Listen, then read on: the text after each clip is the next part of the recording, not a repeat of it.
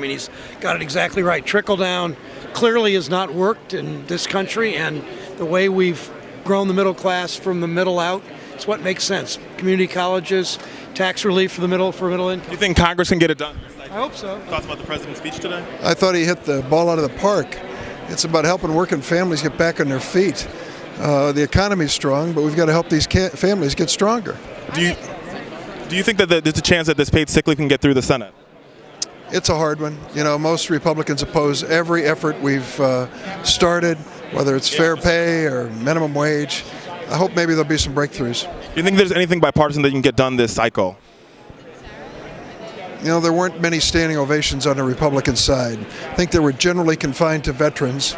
Maybe we'll get something done for our veterans. Thank you, Senator. I think he laid it out there. He had to address the issue of so many people being left out of the recovery, and I thought it was very good. Was his reference to Ferguson in New York adequate for you? Yes, yes. And the idea that he's going to be going down to Selma, I think, is March. I think that's a good one.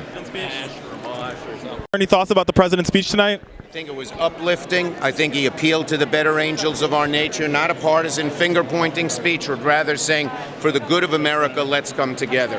I'm hopeful our Republican colleagues will go along. Representative Lewis, what was your thoughts on the speech, and how do you feel about the president going to Selma? Well, I had invited him to come to Selma, and he fulfilled my request. It's going to be good to see him there. He was in Selma in '07, so this will be his second time going to Selma. His first time as President of the United States. If it hadn't been for Selma and what happened on that bridge, he wouldn't be President of the United States. Now, the next question for you is that the president referred to Ferguson in New York City in his speech tonight, and I think a lot of our audience are young folks listening. What do you have to say to them about the constant protests, the shut it down movement, and Black Lives Matter? Well, I think it's what people must do, to engage in nonviolent protests. That's what I did when I had all of my hair and a few pounds lighter.